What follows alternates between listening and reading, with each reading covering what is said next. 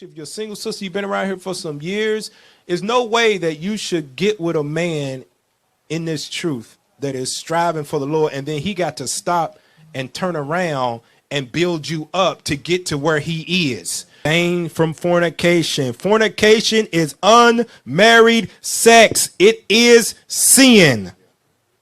It is a sin, and that's any form of sex. That's if you got your hands in his pants, he got his tongue down your throat, on your chest, in your butt, your box, wherever it might be. That's fornication. It's a sin. Shalom. All praise to Yahweh, Bahashem, Yahweh Shai. Double honor to the apostles and elders of Great Millstone. Now, this lesson is going to be entitled, What is Fornication? Or what is the true definition of fornication? All right. And coming off the heels of this video right here, or in response to this video that was put up by elder brother Karata Zaba from GMS Baltimore on one of his channels, Biblical Defenders. He had a video entitled IUIC and their unbelieving wife or husband doctrine. Now, it's a lot of things that was, been said in this video. He put a clip, an extensive, clip of what they've been teaching over there. I'm not going to deal with the unbelieving wife and husband doctrine, which that's going off too, the way that they teach it. But you heard the guy in the video, right? I don't know if this dude's a captain, a deacon, or whatever he is, but he was definitely going off. Because the Israelites, when you come into the truth, you have to learn the proper way, going against what you've been taught in the world. And that worldly teaching of a man and woman being together, an unmarried couple having sex is fornication. That's a damn lie, and it's going off. Now, when you approach this, you have to look at it from a biblical standpoint, not what people say, not what the world says, not what you learned in church among these religions of the world. And that's one thing that really bugs me about Israelites. Many of you Israelites, you still act as if this is Christianity. This is not Christianity. This is the truth of the Holy Bible, man. Okay? Now, I want to go real quick to a scripture before we go on. And IUIC is known for going off. All right? They're known among Great Millstone for going off. They go off on the Sabbath. Can you have sex on the Sabbath? The MOTB, the name of the Heavenly Father, among other things. They're a lot like a Christian group, man. Damn near. Now, at the end of the day, they're Israelites and they teach the word. But as we told you, brothers and sisters out there, a lot of Israelites just don't have it. And the bottom line is, the Most High is only dealing with the elect of the house of Israel. So every Israelite is not of the elect. This is Romans 11 and verse 7. As a matter of fact, let's go to verse 5. You can read the whole thing in your own time, but let's just go right here to verse 5. It says, even so then at this present time also, there is a remnant according to the election of grace. Who is that remnant? That remnant is another word for elect. Okay. Now, when you read the word remnant, it may say a different definition, but in the end of it all, it is the elect, the chosen, because after the 2/3 are cut off and died, what's left? The remnant. Right? I don't want to confuse you about what I'm saying. The elect and the remnant is the same thing, although the words are different. If you look at remnant, it's going to say what's left over. The elect is going to say the chosen. But if you do away with 2/3 and what's left, it's the remnant, and that remnant is chosen. It's the same group. Even so then, at this present time also, there is a remnant according to the election of grace. And who did the electing? The Most High. You read Romans 9. It's not of him that willeth, nor of him that runneth, but of him. I'm gonna have to go there and get it. Let's just go there real quick. Right? It's of the Most High's will. Who's of the elect and who's not? Let's go around about verse 11. Right? This is Romans 11. And it said when you're dealing with Jacob and Esau. Romans 9 and 11. For the children being not yet born, neither having done any good or evil, that the purpose of the Most High, according to election, might stand, not of works, but of him that calleth. Right? So out of Jacob and Esau, Jacob was the chosen. And among Jacob, you have an elect. And that's the election that obtained the truth. Now let's read this, Salakia. That's the election of grace, excuse me. The elect out of the elect nation. Even so then, at this present time also there is a remnant according to the election of grace, by the grace of the Almighty. And if by grace, then it is no more of works. Otherwise grace is no more grace. But if it be of works, then it is no more grace. Otherwise work is no more work. What then? Israel hath not obtained that which he seeketh for, but the election hath obtained it, and the rest were blinded. Now going back to verse 6 here, right? Those that have been given the grace of the Lord to receive this truth, because all the Israelites, we're under grace. And when you try to get these other Israelite groups to understand that, what do? Most of them push, and we say keep the law. You're supposed to keep the law, but keeping the law is not what's going to save you, as many of these groups try to do, and then they still be going off. These same guys that push the law, they'll still round their heads and beards up. They still got guys in their group with long dreads down their damn back, and they're telling you to pollute the Sabbath by having sex on. There's many things that these guys do, but this one thing right here, let's continue with this. So the grace being what? That you, by the works of the law, we're not going to be justified. You got to be chosen of the Lord, period. But we do keep the law to the best of our ability. Now in verse 7 it says, what then? Israel have not obtained that which he seeketh for, but the election hath obtained it, and the rest were blinded. So only the elect, this truth is for them, and the rest of the Israelites are blinded, even if they call themselves Israelites. And many of them are in the Israelite groups talking about sex before marriage is fornication, and it's ridiculous. Now you got to have a biblical mindset. You can't have a mindset of what the world thinks or how you feel, what you've been taught since you was a little kid, because we all been taught that if you have sex before you get married, you committing a sin, you committing fornication. We're going to prove to you through the scriptures in several examples that this is not true. Before we go there, I want to get two quick scriptures. First, whom the world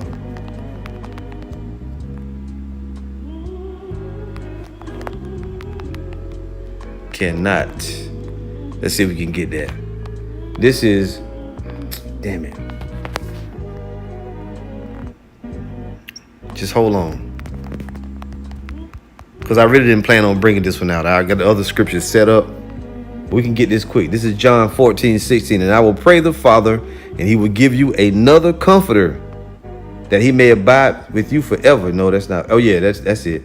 Even the Spirit of truth. So that comforter spoken of is the Spirit of truth, the Holy Spirit. Even the Spirit of truth, whom the world cannot receive, because it seeth him not, neither knoweth him. But ye know him, for he dwelleth with you and shall be in you. So out of this world, which is cosmos, the whole world of Israel can't even get the Spirit of truth. It's only for the elect. See, even the Spirit of truth whom the world cannot receive. So we know the whole planet can't get this truth, but even most of the Israelites also cannot receive this as well. And there was another scripture that I wanted, but now I can't think of it. But going back to this, we're just gonna get into it, right? Oh yeah, I know what it is now. So before we go and start reading these examples, you have to remember, because even Israelites will say this dumb shit. You read them examples out of the Old Testament, and they'll say we should be looking more to the New Testament. No, nigga, we should look at the whole Bible. The Israelites have done many things. The Old Testament proves there are many examples that we look at, right? We look at those examples and the proof from the days of old. What was going on in the Old Testament, much of it, especially when you deal with the law, we were in our sovereignty. We were in our nation. We was in our land. The Most High gave the laws unto us. A lot of the examples are not expounded upon in the New Testament because we was in captivity.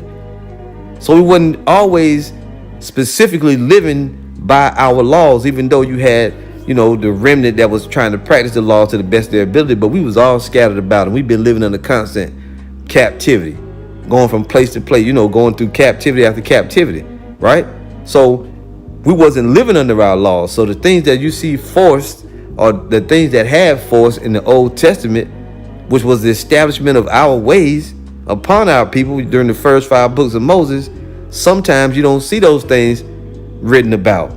You didn't see men getting multiple wives in the New Testament, because we was under the Romans, and that type of thing was not being done. But you can't use that to negate what's written in the Old Testament, right? This is Romans 15:4. I'm gonna speed up here, but I want to give you something, because I know when we go into this, a lot of sensitive and feminine, emotional, bitch ass Israelites gonna have a problem with it, because you like that worldly teaching of a man and a woman having sex before marriage is fornication. And it's a goddamn lie. It's just not true.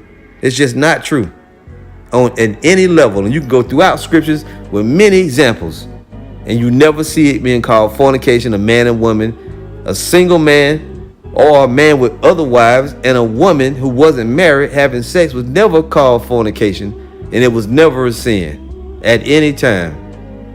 Romans 15:4, for whatsoever things were written aforetime were written for our learning, that we through patience and comfort of the scriptures might have hope. So you just out there impatient, won't you ever get into it? Well, you can go watch something else, because I'm gonna milk this, because you need to learn this. And these are the same guys IUIC that tells you that a whoremonger is a man that sleep with different women, and that's a damn lie. A sexual promiscuous man is a whoremonger. That's a damn lie. It's not true. Anyway, the reason their doctrine is crafted like this is, number one, they get the 501c3, and they're pretty much still of the damn world. Number two, for the most part, most of them guys there, they just a bunch of followers and not leaders, and they don't have the Holy Spirit. That's the point, right? They don't have the Holy Spirit. Number three is because they got a bunch of women followers, and women they don't like that doctrine or the understanding going out that men can have multiple wives. These niggas will tell you that men can have multiple wives, but not right now. Shit like that. You know, now us coming back into our knowledge of understanding of our heritage, most brothers don't have multiple wives, but it's still permissible in the law. As we explained earlier on, we are in the captivity, and here in Babylon the Great, we're not allowed to do that. But in the truth, if a brother have more than one woman and them women is with that, he ain't breaking no, not even if women, even if they're not with it. A brother having multiple women is not going against the law of the Almighty. However, we know that we're not living under our law currently. We're in captivity. But we have to establish in the scripture that it is not going off. Now, again, these guys do a lot of watering down of the gospel being preached, or teachings from the Bible, because they want to appease those fucking women. That's why the dude said he was going off when he said it, that a woman in this truth, there should be no woman in the truth that the man got to slow down and wait for you to get where he is. Well, the woman ain't gonna never be where you are. Her understanding is gonna go to a certain level. See, and we don't push that. You sitting down, you know, Bible study. You got the husbands and the wives together. No, man. If a man want to teach his wife, he teach her. If he don't, she can read the scriptures, and he can teach her little things here and there if she can receive it. But for the most part, most of these women are not gonna they ain't gonna get into the truth like us. Anyway, they got a very soft, feminine friendly energy over there at IUIC. And that's why they tell you, and another reason why too, Bishop Nate says he tell these guys to preach that no sex before marriage is so they can get married with a ceremony, and some of them guys gonna officiate the ceremony, in which they're gonna have to pay for it. They ain't gonna just do no wedding for free. No, they're gonna have to pay for that. That's another revenue stream for IUIC. You think we don't know that, but we can see through the spirit. I can't prove that 100%, but I'm pretty sure that if they're gonna marry people, you're gonna have to pay for it. See, so that's another another lure for people to join them, because some guys be wanting wives. So if you want a wife, you can join IUIC. Now let's get into it. Salakia, I just had an opening. You got to do that sometime. We in teaching mode now. Sometimes I go into rebuke mode. Brothers go into rebuke mode. Sometimes we go into show and tell mode. Sometimes you got to go into teaching mode, and you got to be able to expand your mind and understand the scriptures and look at history. Look at the history of the Israelites. Don't go for what the world says, because when you look up certain definitions, the worldly definition is going to say that, but we're going to show you that the scriptures don't say what they say fornication is. Now, the dude read 1 Thessalonians 4:3. We're going to start at 1. And another thing they don't do over there, they don't like to look up words. 1 Thessalonians 4:1. Furthermore, then we beseech you, brethren. See that? Brethren. The Thessalonians were Israelites scattered among the Thessalonians. And exhort you by the Lord Yahushua, that as ye have received of us how ye ought to walk and to please the Most High, so you would abound more and more. For ye know what commandments we gave you by the Lord Yahushua. For this is the will of the Most High, even your sanctification, which means what? A cleansing, purification, right? That ye should abstain from fornication. What is being spoken of right here? What's being spoken of? For the most part, this is more speaking of worshiping of idols. But fornication got different meanings. Now, I done looked it up in different places, and all of the definitions, before we look it up here, All of the definitions, even the ones from the online etymology dictionary, say the same thing. Fornication. It says sexual intercourse between people not married to each other. But we assert that marriage is sex. When you have sex with a man and a woman, a Hebrew Israelite man and an Israelite woman have sex, they are married. That's that man's wife. Because that's what the act of marriage is. It's becoming one flesh.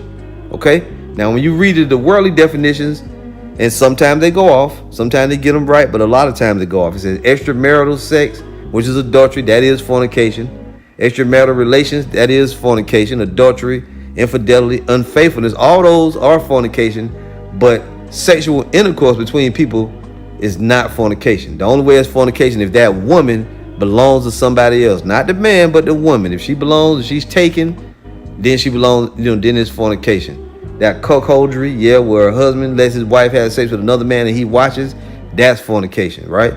But sex and sexual intercourse in itself between people that you say they're not married, that's not fornication, okay? Here it says, what is the definition of fornication in the Bible? Listen to this. Catholicism equates premarital sex with fornication and ties it with breaking the sixth commandment, thou shalt not commit adultery. How in the hell is a man having sex with a woman, that woman don't belong to nobody? How can that be adultery? It's not. Fornication, Salakia, damn it. Fornication is a carnal union between unmarried man and unmarried woman. That's a damn lie, and it's not true. We're going to go on to show you that. So wherever you look, when you look up the definitions, you're going to find that time and again in Babylon the Great. Damn it, where's that? Where's that I had? You're going to find it time and again in Babylon the Great. When you look up their definition of the world, they're going to tell you that it's that. But what does the elect know? That the world can't receive the spirit of truth. They got their own definition. Here it is. This world will tell you that a man, supposed single man and a single woman sleeping together is fornication, but then two women can be together, two men can be together, and the world loves it. You can't listen to these fucking people. And you can't listen to these watered down, weak ass, pussy begging Israelites. You just can't listen to them, man. They women friendly. And not that we don't hate women, but we don't cater to women over here. You know, where it comes to overlooking the scriptures in order to kowtow, bow down to no damn women. No, they got to take the truth rough and hard how it's coming out. Now it says illicit sexual intercourse, and that's true, illicit, right? Which is against the laws, like adultery, pedophilia, homosexuality, and worshiping of idols is all fornication. Now here it says metaphorically, the association of pagan idolatry with doctrines, yeah. And it goes on to give you more, but yeah, idolatry is a form of fornication. Now it says here, illicit sexual intercourse, adultery, fornication, which they don't know why they put that in there. It's the definition. Adultery, homosexuality, lesbianism, intercourse with animals. All these are fornication. Sexual intercourse with close relatives, yes, that can be considered fornication. Sexual intercourse with a divorced man or woman, not with a divorced man. With a woman, you're not supposed to be with a woman that's been put away unless her husband is already passed away. So that could be, but that's the same thing as adultery. That's what adultery is. But it never says, well, let's keep reading. But it never says in this definition anywhere that it's an unmarried people having sex. Metaphor, the worship of idols, of the defilement of idolatry as incurred by eating the sacrifices offered to idols. It says here harlotry, including adultery and incest, idolatry, fornication. You see that? So it never said, it kind of got close to it here, but they still went off by putting divorced man in there. And they used Mark 10 and 11. And let's go there real quick. Mark 10 and 11. And he saith unto them, whosoever shall put away his wife and marry another committeth adultery against her. And if a woman shall put away her husband and be married to another, she committeth adultery. Now verse 12 is true. A woman who has, even if she don't put the husband away, whatever she does, the divorced woman, for the most part, if she, there are parameters according to that. Like, for example, a woman that's in the truth now, she knows about what marriage is, having sex with a man. Then while she in the truth and got knowledge of it, she be with another dude, then that's adultery, right? But not a woman who got divorced before she came into the truth, and divorced according to the world, then she was born again, right? And then found a brother in the truth. That's not considered adultery because she did those things before she had knowledge of the truth. Hope I didn't confuse you. Now in verse 11, and he says unto them, whosoever shall put away his wife and marry another committeth adultery against her. Why does it say that? Because when you put a woman away, eventually she's gonna get another dude. That's just the bottom line. And then you causing her to commit adultery. That's his part in that. But not if he just put her away and get with another woman. Now it says whosoever shall put away his wife and marry another. That's the reason it says that. Not by that man can't. We're gonna prove it. We're gonna prove it. So you saw the definitions here. None of those things were said anything about premarital sex. So this guy cut himself reading that scripture. That's what IUIC does that a lot. For this is the will of the Most High, even your sanctification, that ye should abstain from fornication, right? And it didn't mean unmarital sex or premarital sex, excuse me. Now let's start getting some of these examples. If you look up the word fornication in the scriptures, the first time you see it is 2 Chronicles 21:11. Why wasn't it in the law anywhere? If it's talking, because the scriptures are very specific. It did speak, the law does speak about worshiping idols on that form, idolatry, right? But as far as the fleshly fornication, or even when it goes into who you can have sex with and who you can't, fornication is never mentioned there. Just wanted to show you that. There's many definitions, many entries with the word fornication in it. Now here, and I want to save that one. I want to go to first, let's go right here to Genesis. Genesis 24, and Lord willing, I can go through these kind of quick because I did a lot of talking, so lock here. Now this is the account of when Isaac married Rebekah, okay? This is going to show you two things. Number one, that sex before marriage is not idolatry, right? That sex is marriage. It can't be both things. If sex is marriage, right? Sex before marriage can't be idolatry. Can't be fornication, excuse me. All right? Sex before marriage can't be fornication if sex is marriage. You have a man that doesn't have a wife and a woman that doesn't have a husband, right? Genesis 24:62, it says, Isaac marries Rebekah. How were they married? And Isaac came from the way of the well Lahairoi, for he dwelt in the south country. And Isaac went out to meditate in the field at eventide, and he lifted up his eyes and saw, and behold, the camels were coming. And Rebekah lifted up her eyes, and when she saw Isaac, she lighted off the camel. For she had said unto the servant, what man is this that walketh in the field to meet us? And the servant had said, it is my master. Therefore she took a veil and covered herself. You see that? She covered herself. And the servant told Isaac all things that he had done. And Isaac brought her into his mother Sarah's tent and took Rebekah, and she became his wife.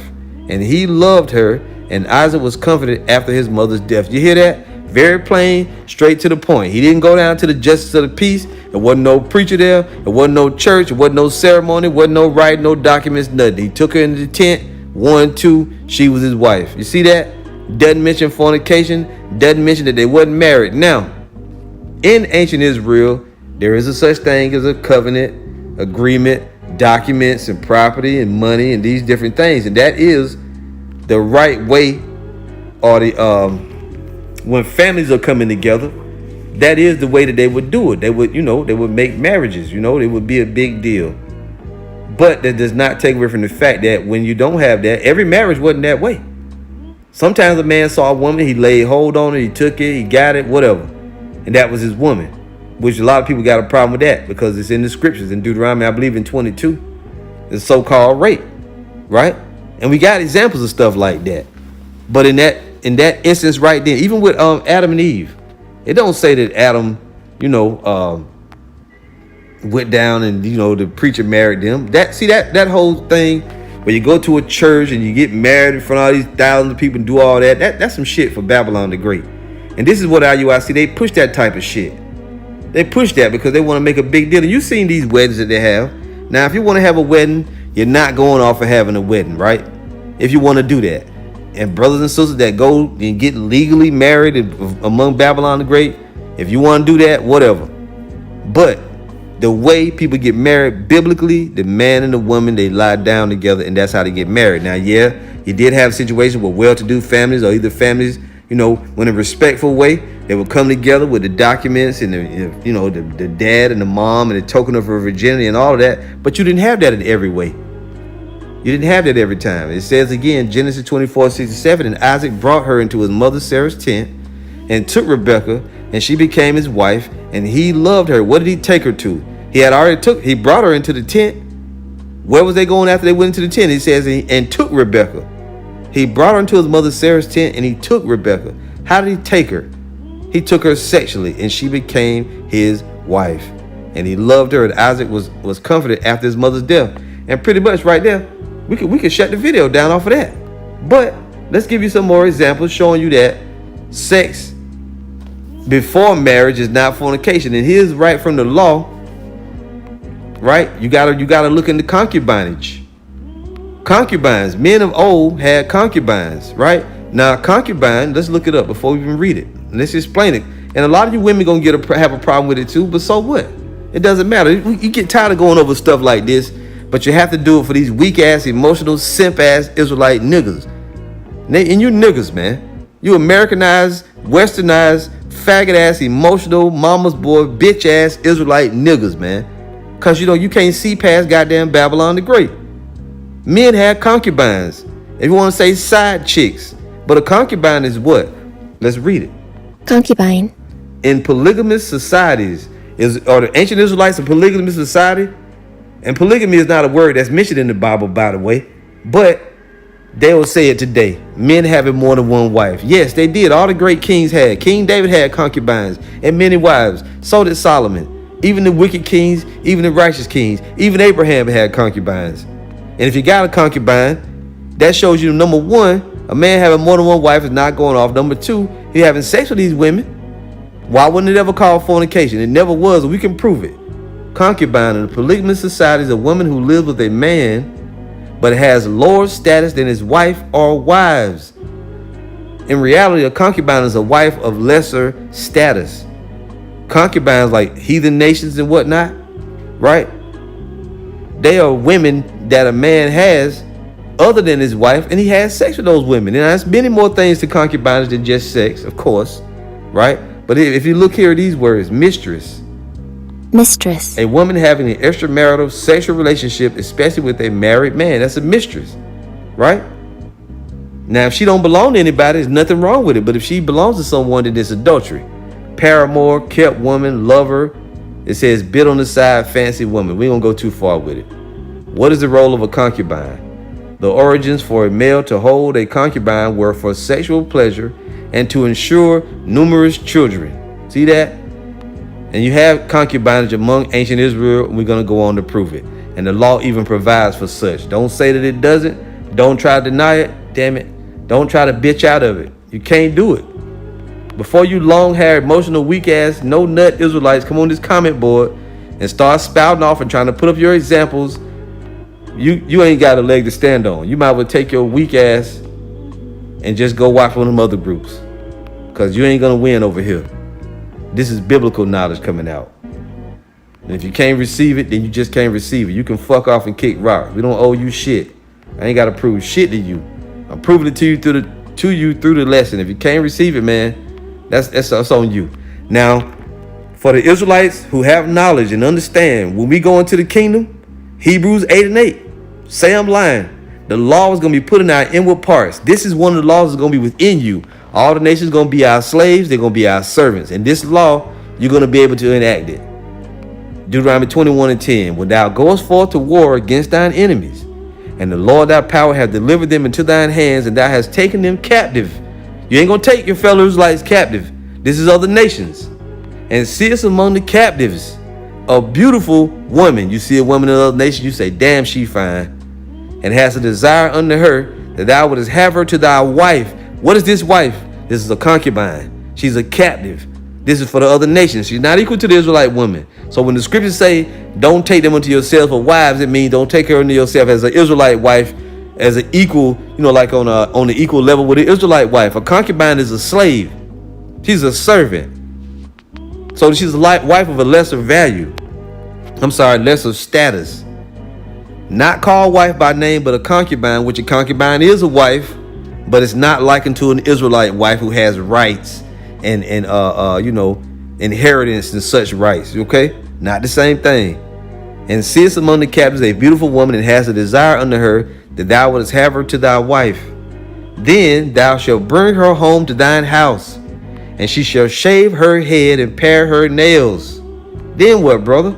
And she shall put the raiment of her captivity from off her, and shall remain in thine house, and bewail her father and her mother a full month. Why does it say that? Because this was a heathen woman, and more than likely when you conquered her village or her people, the elderly more than likely will put to death, which may have included her parents. So she's going to bewail them, right? Bewail her father and her mother a full month. She's going to mourn. And after that, thou shalt go in unto her and be her husband, and she shall be thy wife. Now, why didn't it say this? That's fornication, brother. You can't do that because sex is marriage. Number one. Number two, even if you had another wife, if you had a wife already, an Israelite woman, and you took this woman as a concubine, it was allowed, it is allowed, it will be allowed, and it is not fornication, thus proving that sex before marriage can't be fornication because it is marriage. Let's get another one. Where can we go? Genesis 38. I don't want that one yet. Hold on. Genesis 30. Nope, not yet. Oh, there are many examples. Hold on, brothers. I'm going to get it together here. All right. Concubines. Genesis 25:6. But unto the sons of the concubines, which Abraham had, Abraham gave gifts, and sent them away from Isaac his son, while he yet lived eastward unto the east country. You hear that? Abraham had concubines. We know that Sarah was his wife. One of his concubines was Hagar. He had a child from her. Most High never called Abraham a damn fornicator. He said Abraham was his friend, who he loved. Abraham was his friend. Why Abraham ain't guilty of being a fornicator? Because having a concubine or having sex with other women, right? Now, they were his concubines, wives of lesser value or lesser status. Excuse me, I keep saying value, status. Wives of lesser status. True, sure. But if he already had a wife, and you can't have multiple wives, or you can't have sex with other women, or if sex is with a woman that doesn't belong to someone is a sin, why was he allowed to have concubines? I hope you can see it. I pray you can see it. And we're telling you the truth. But unto the sons of the concubines which Abraham had, Abraham gave gifts and sent them away from Isaac his son, while he yet lived eastward unto the east country. Don't say it's all the way back in the Old Testament. We know where it is. I'm reading it to you now from Genesis. I know where it is.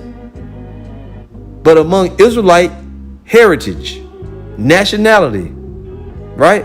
It is customary for Israelite men to have women more than just one woman and have sex with other women as long as they didn't belong to someone. This proves you that sex can't be, before marriage, can't be fornication.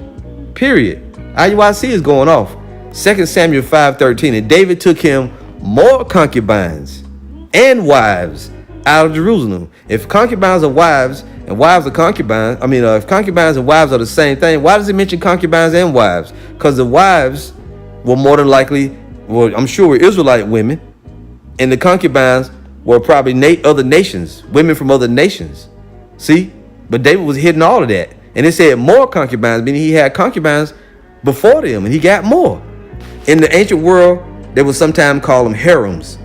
Many women that was there for for whatever you had them for, man.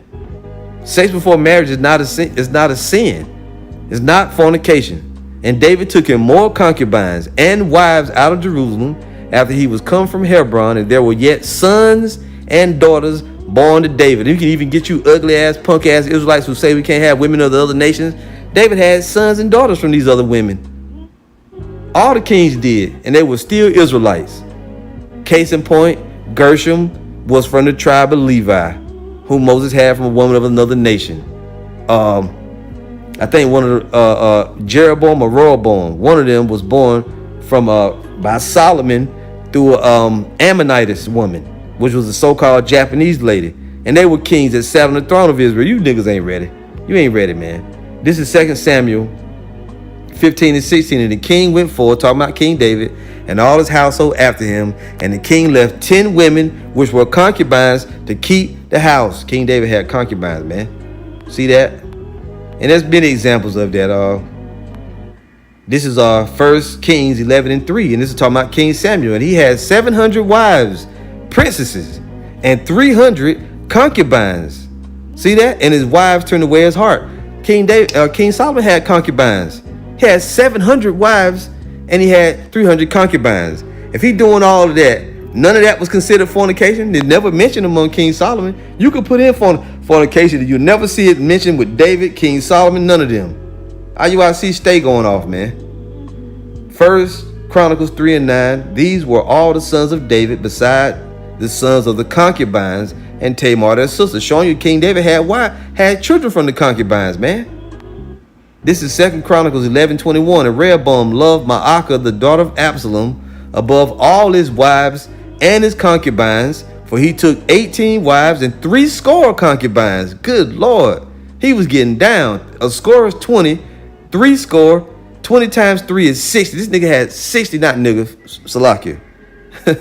This king, right, had 60 concubines. 18 wives, 60 concubines. If he got 20 and 8 sons and 80 daughters. He had 60 daughters, right? And 28 sons. This man had 86 kids. And none of it was fornication, man. Come on, bruv. You're stupid and on a low level. If you listen to IUIC, premarital sex is fornication. What a dumb thing to say. Low level. And when I sent this clip to the brothers, I said this dude shouldn't even be teaching, man. But this is why a lot of you so goddamn confused. Because you listen to these people. That's enough on concubines. You can go throughout, man. There's many other examples of concubines in there. But we've seen King David, King Solomon, Rehoboam, King Rehoboam. And we also seen who else? Abraham with concubines, man. Now let's deal with another facet of it. Let's deal with harlotry, right? Or sleeping with a harlot. And we know the harlot ain't your wife. So was that considered fornication? Let's see.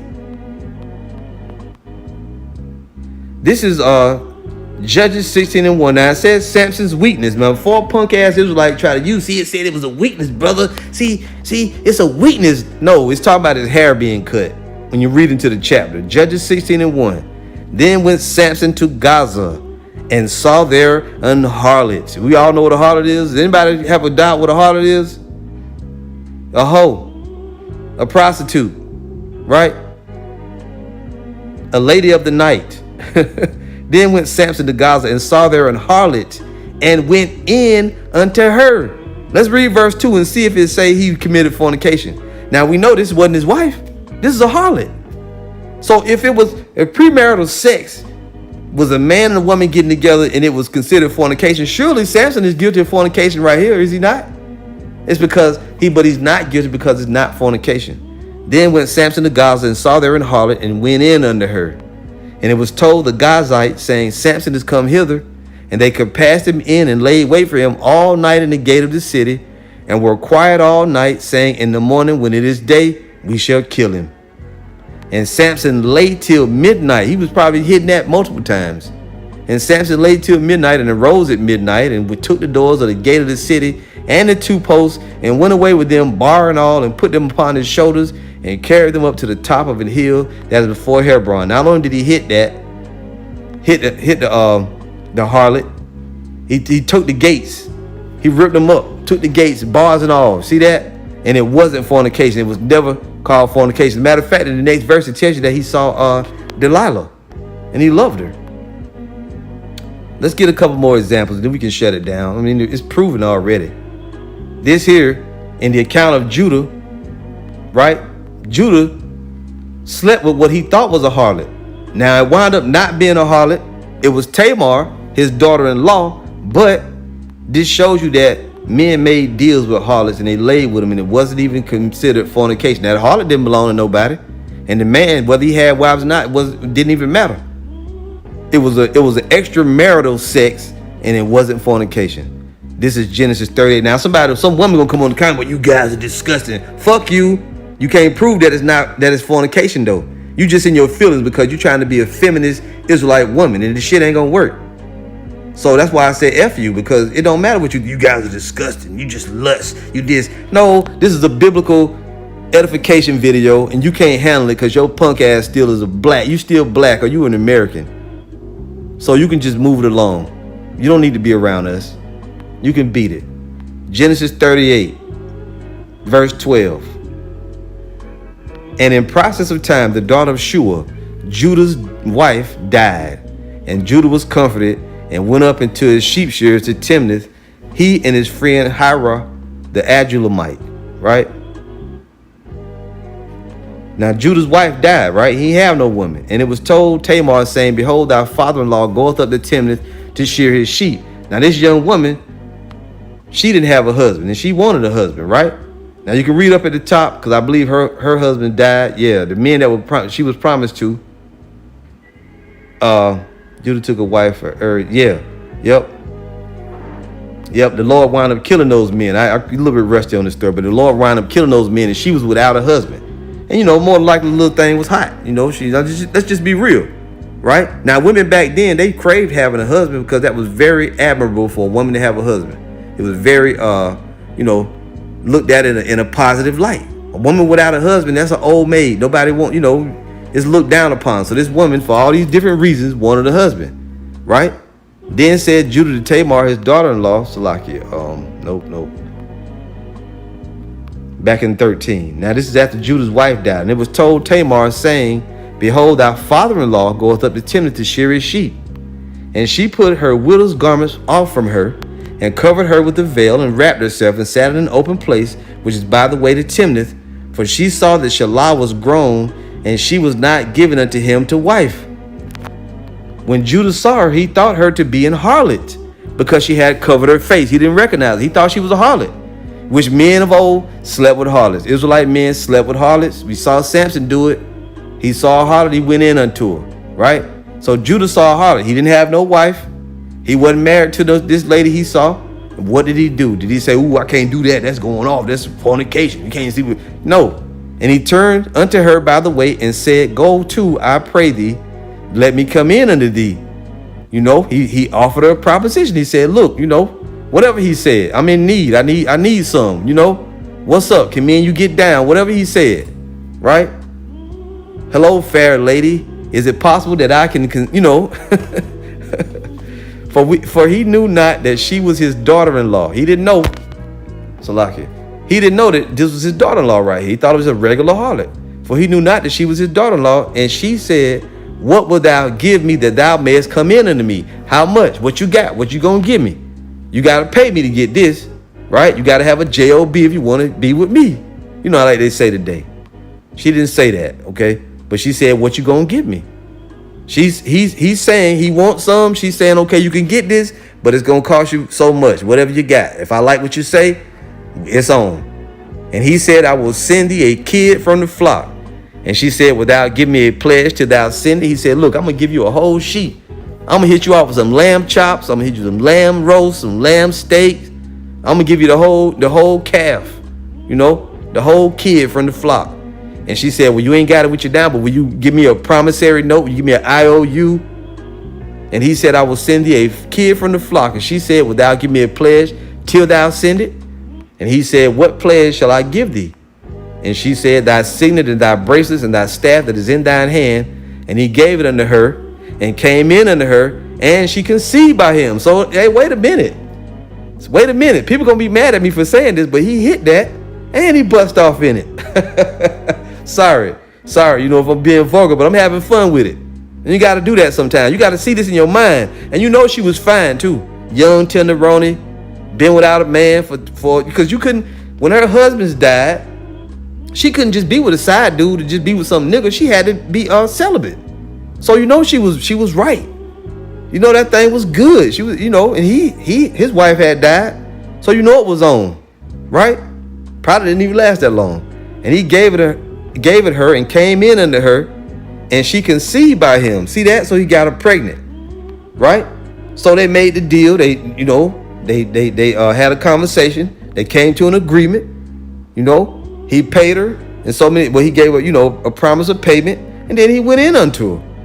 Now, was either one of them guilty of fornication? Hell no. And IUIC can't prove it. And she arose and went away and laid by her veil from her and put on the garments of her widowhood. And Judah sent the kid by the hand of his friend, the Adullamite, to receive his pledge from the woman's hand, but he found her not. Then he asked the men of that place, saying, where is the harlot that was openly by the wayside? And they said, there was no harlot in this place. So he knew then. And he returned to Judah and said, I cannot find her. And also the men of the place said that there was no harlot in this place. Now, let me read a little more. And Judah said, let her take it to her, lest we be shamed. Behold, I sent this kid and has not found her. So Judah was worried. He said, now I got to pay. You know, if you lay, you pay. And it came to pass about 3 months after that, it was told Judah, saying, Tamar, thy daughter-in-law, had played the harlot. Why? What did she do? They thought she played the harlot by getting pregnant, which she wasn't supposed to be with nobody until she was promised to a man, until she was betrothed. She couldn't just have sex with a random dude, you know, on the low. Tamar, thy daughter-in-law, had played the harlot, and also, behold, she is with child by whoredom. And Judah said, bring her forth and let her be burnt. Meaning what? If a woman played a harlot in her father's house, if she be found, right? If somebody lay hold on her, well, she was promised to Shua, I think that was his name, right? But he had not given her away to him yet. Not Shua. It was up here. I saw it. Just hold on. Just hold on, brothers. Because early on when we was reading it, it said the one son was of age, but he had not yet given him. Let's see here. Remain a widow. See, in verse 11, it said, then said Judah to Tamar's daughter-in-law, remain a widow at thy father's house till Shelah my son be grown. For he said, lest peradventure he die also as his brethren did. And Tamar went and dwelt in her father's house. So she was under orders to be a widow until that son grew up. She was promised unto him. So if she had sex with another man before, because she was betrothed unto him, you have to understand that. She was promised already to Shelah. So if she was to have gotten pregnant, it would have been adultery. It would have been looked upon as fornication or adultery, right? Because she had been with somebody else. But it wasn't his fault because she disguised herself, you know, as a harlot.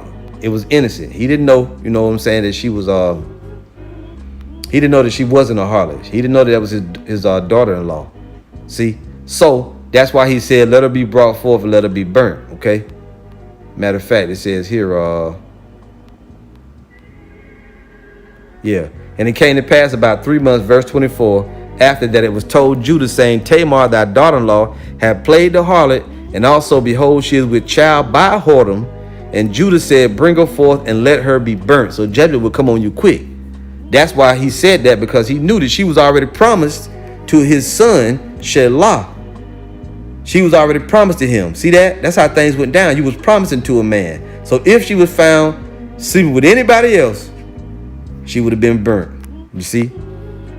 Matter of fact, burnt. Let's get the law.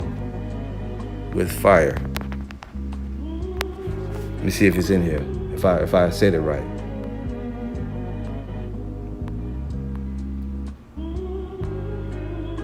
Yep. Leviticus 21:9. And the daughter of any priest, if she profane herself by playing the whore, she profaneth her father, she shall be burnt with fire. See that? And she either could have been stoned too, because it was adultery. See? So that's another example. Sex before marriage, not considered fornication. See that? Another example of harlotry. As a matter of fact, this is now Genesis 30. And you can go back into this story. Man, Jacob was getting down, and women was giving their maid servants under Jacob to sleep with, and it wasn't considered fornication. He had concubines. I'm just gonna go here. I'll start at verse 1. Genesis 30:1. And when Rachel saw that she bare Jacob no children, Rachel envied her sister and said unto Jacob, give me children or else I die. And Jacob's anger was kindled against Rachel, and he said, am I in God's stead, who hath withheld from thee the fruit of the womb? And she said, behold, my maid, or my slave, my servant, behold, my maid Bilhah, go in unto her. Wait a minute. Why Jacob didn't say, no, I can't do that? That's fornication. I ain't allowed to do that. Because it's not fornication to have sex with a woman who don't belong to someone. You idiots. I'm talking about IUIC. But they ain't going to receive. They're going to continue to teach that for the reasons that I said. And she said, behold, my maid Bilhah, go in unto her. And she shall bear upon my knees, that I may also have children by her. Now, a nigga will say, well, she did that because she wanted to have a child. Fuck it. Either way, it still had to be done in the raw. They didn't have no artificial insemination clinics. right? He couldn't use no turkey baster to bust off in it and then take the vial and put it in the woman. No, he slept with her. He went into her and he hit that. And she gave him Bilhah, her handmaid, to wife. Wait a minute, you mean to tell me so they went and got married, went to the justice of the peace, they had a ceremony, bought a ring? No, man, he went right away. He got on that. And you know, she probably had fine ass servants. Some other women of other nations, they were pure, clean. Women back then was all beautiful. And she gave him Bilhah, her handmaid, to wife, and Jacob went in under her. See that? And Bilhah conceived and bare Jacob a son. See? And it happened again. He did it again. Verse 7, and Bilhah, Rachel's maid, conceived again and bare Jacob a second son. See it? And Rachel said, with great wrestlings have I wrestled with my sister, and I have prevailed. And she called his name Naphtali. See that? When Leah saw that she had left bearing, she took Zilpah, her maid, and gave her to Jacob the wife. Another one. See that? Another woman gave him another wife. He already had another wife, but he gave him another concubine to lay down with. And it wasn't considered fornication, man. As you go on, and Zilpah, Leah's maid, bare Jacob a second son. Man, come on now. And I mean, that should suffice. You see where it's going. You want to read more on it, you can read that yourself. Let's get one more example here. And pretty much the example is given. You know, it's proven. I was going to read this about, we can briefly read this. This is the account where Benjamin was almost cut off, right? And men had to get wives. This is how they got the wives. Provision for their survival. Judges 21:8. And they said, what one is there of the tribes of Israel that came not up to Mizpeh to the Lord? Now, when you go back and read the backstory, the tribes of Israel was mad at one tribe that didn't come up for a particular reason. You got to go and read it. And behold, there came none to the camp from Jabesh Gilead to the assembly. For the people were numbered, and behold, there were none of the inhabitants of Jabesh Gilead there. And the congregation sent thither 12,000 men of the valiantest, and commanded them, saying, go and smite the inhabitants of Jabesh Gilead with the edge of the sword, with the women and the children. And this is the thing that ye shall do. Ye shall utterly destroy every male and every woman that hath lain by man. Woo! And they found among the inhabitants of Jabesh Gilead 400 young virgins that had not known man by laying with any male. And they brought them unto the camp of Shiloh, which is in the land of Canaan. So they saved all the virgins, 400. And the whole congregation sent some of them to speak to the children of Benjamin that were in the rock Ramon, to call peaceably unto them. And Benjamin came again, because Benjamin had suffered. Okay? Benjamin had suffered. And Benjamin came again at that time, and they gave them wives. And let me go back. Now, in the beginning, when I said that there was tribes of Israel, that was wrong. Okay? It was just of the people. Let's look up here. The Mizpeh was the place where Benjamin was, Salakia. All right? So scratch that. Provision for survival, all right? It says, and they said, what one is there of the tribe of Israel that came not up to Mizpeh to the Lord? No, I was right, brothers. Salakia. Right, they sent men to Jabesh Gilead, though, as you can see it here. And they saved 400 virgins to give wives unto Benjamin. And they found among the inhabitants of Jabesh Gilead 400 young virgins that had not known man by lying with any male. And they brought them up to the camp to Shiloh, which is in the land of Canaan. And you got to go back and read it yourself and read the whole chapter to get the full understanding. Sometimes you don't read these old chapters. Some of the little events that happen, you'll be a little rusty. All right. But you can see the example, the point here, right? The proof coming out that laying with women that are not married, and men that, if laying with a woman that's not married is not fornication. And the whole congregation sent some to speak to the children of Benjamin that were in the rock Ramon, and to call peaceably unto them. And Benjamin came again at that time, and they gave them wives, which they had saved the life of the women of Jabesh Gilead, and yet so they sufficed them not. And the people repented them for Benjamin, because that the Lord had made a breach in the tribes of Israel. Benjamin was almost completely destroyed. Then the elders of the congregation said, how shall we do for wives for them that remain, seeing the women are destroyed out of Benjamin? And they said, there must be an inheritance for them that be escaped of Benjamin, that a tribe be not destroyed out of Israel. Howbeit we may not give them wives of our daughters, for the children of Israel have sworn, saying, cursed be he that giveth a wife to Benjamin. Benjamin had pissed off the tribes of Israel, like I said in the beginning. The tribe was mad at Benjamin, and they had got, smoked by the Lord and damn near cut off, but they wanted the tribe to survive, so they said, we got to give them wives, but not from our daughters. Then they said, behold, there is a feast of the Lord in Shiloh, nearly in a place which is on the north side of Bethel, on the east side of the highway that goeth up from Bethel to Shechem, and on the south of Lebanoah, or Labana. Therefore they commanded the children of Benjamin, saying, go and lie in wait in the vineyards, go hide, and see and behold, if the daughters of Shiloh come out to dance in the dances, then come ye out of the vineyards, and catch you every man his wife of the daughters of Shiloh, and go to the land of Benjamin. They said, you run, you see one you like, you go grab her. You lay hold on her and you hit that. And then she yours. If you can't read it between the lines, I'm telling you what it is. And see and behold, the daughters of Shiloh come out to dance in the dances, then come ye out of the vineyards, and catch you every man his wife of the daughters of Shiloh, and go to the land of Benjamin. And it shall be, when their fathers or their brethren come unto us to complain, that we will say unto them, be favorable unto them for our sakes, because we have reserved not to each man his wife in the war, for ye did not give unto them at this time that ye should be guilty. And the children of Benjamin did so, and took them wives according to their number, and of them that danced whom they caught, and they went and returned into their inheritance, and repaired the cities, and dwelt in them. There you go. So Benjamin went and caught his women. They went and took them wives. And they wasn't married to him already. They became married by laying down with him. And it's important to note, these 400 virgins that they brought from Jabesh Gilead, Benjamin didn't like them. And they, they didn't like them. They said they wasn't sufficient. So they didn't go into them. It says right here. And Benjamin came again at that time, and they gave them wives which they had saved alive of the women of Jabesh Gilead. And yet so they sufficed them not. Well, they might have wound up liking them, but they said, we still need more women than this. Because we know Benjamites got a very, as we've been told, I don't know because I'm not a Benjamite, but as all the tribes of Israel, the men love women, man. Right? We love to get it on. And that's what it is, man. This dude was going off. This should prove it unto you.